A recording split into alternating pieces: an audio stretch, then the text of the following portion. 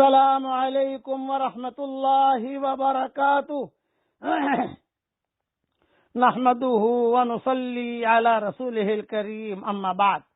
آج کا سبق سن لیجئے۔ آج کے سبق کی سرخی ہے حضور صلی اللہ علیہ وسلم کی سیرت، پارٹ نمبر 43۔ اب جب ورقہ نے ساری تسلی دی تو حضور صلی اللہ علیہ وسلم اٹھے، لیکن حضرت خدیجہ کہتی تھی کہ میں نے ہاتھ پکڑ کے اٹھایا، ٹینشن تھا نا، ہاتھ پکڑ کے اٹھایا۔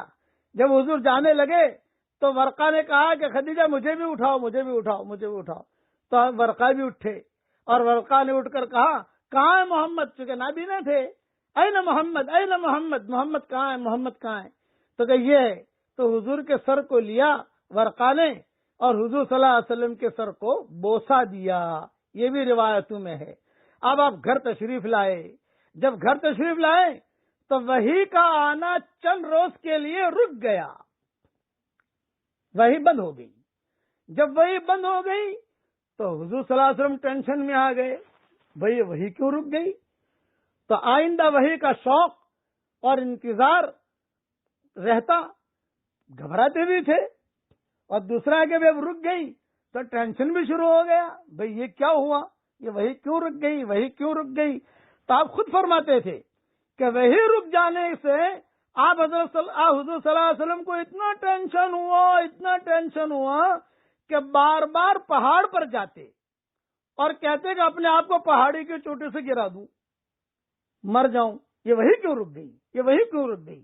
چنانچہ جب آپ، اسی لیے کسی شاعر نے کہا ہے، ہجر سے بڑھ کر مصیبت کچھ نہیں، ہجر سے بڑھ کر مصیبت کچھ نہیں، اس سے بہتر ہے کہ مر جاؤں کہیں۔ جدا ہو جائے کوئی آدمی کسی سے، اس سے بڑھ کر کوئی مصیبت نہیں، اس سے بہتر ہے کہ مر جاؤں کہیں۔ آپ جب بھی ایسا ارادہ فرماتے کہ وہی رک گئی، اچھی خاصی وہی آتی تھی اور یہ جبریل کا آنا بند ہو گیا، فرشتے کا آنا بند ہو گیا، تو جب بھی آپ ایسا ارادہ فرماتے کہ پہاڑی پر چلے جاتے تو چپکے سے نکل جاتے۔ حضرت خدیجہ کام کرتی ہوتی، کھانا پکاتی ہوتی، اور دوسرے دروازے سے حضور فٹافٹ نکل جاتے پہاڑوں پر، میں اوپر سے گر جاؤں۔ تو حدیث میں آتا ہے جب آپ ایسا ارادہ فرماتے تو فوراً جبریل امین ظاہر ہوتے اور یہ فرماتے یا محمد انک رسول اللہ حقا، ایک زور سے کہتے، آواز آتی زور سے۔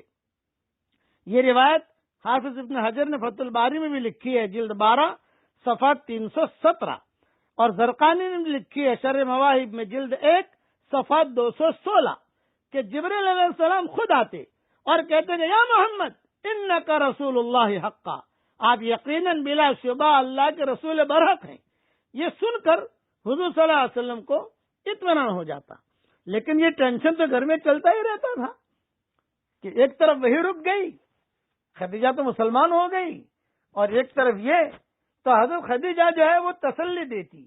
ایک مرتبہ حضرت خدیجہ نے حضور صلی اللہ علیہ وسلم سے کہا کہ دیکھو میں آپ کو ایک ترتیب بتاتی ہوں، وہ فرشتہ جس سے آپ گھبراتے ہو، دباتا ہے وہ آپ کو، وہ جب آئے اور آپ کو پتا چلے کہ وہ آ رہا ہے تو مجھے ضرور اطلاع فرمائے، میں ایک سیٹنگ کرتی ہوں کہ وہ کون ہے۔ چنانچہ حضرت جبریل امین جب آپ کے پاس آئے تو آپ نے حضرت خدیجہ کو اطلاع دی کہ خدیجہ آ گیا، آ گیا، آ گیا، آ گیا۔ تو حضرت خدیجہ نے کہا جلدی سے آپ میری گود میں آ جاؤ، میرے گود میں آ جاؤ، میرے گود میں آ جاؤ۔ تو حضور صلی اللہ علیہ وسلم حضرت خدیجہ کی گود میں تشریف لے آئے، اور حضرت خدیجہ نے اپنا سر جو ہے کھول دیا، بال بکھیر دیے، اور آپ سے دریافت کیا کہ آپ اس وقت بھی جبریل کو دیکھتے ہیں؟ آپ نے فرمایا نہیں، وہ تو چلا گیا۔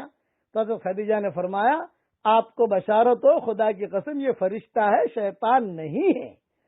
اگر شیطان ہوتا تو میرے بال دیکھ کر کھڑا رہتا، فرشتہ ہے وہ میرے بال دیکھ کر شرما کے چلا گیا۔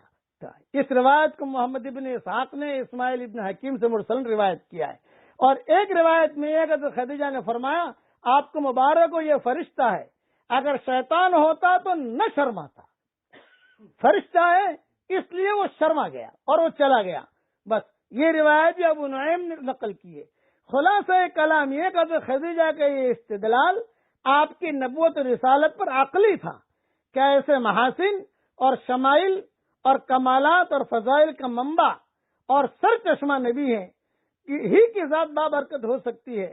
اور ورقہ کا استدلال جو تھا وہ نقلی تھا کہ وہی نبی رسول ہے کہ وہ تورات اور انجیل کے ماہر تھے. بقیہ تفصیل انشاءاللہ کل پوری کروں گا. پڑھ لیجئے میرے ساتھ. سبحانک اللہم و بحمدک اشہد ان لا الہ الا انت استغفرک و اتوب الیک.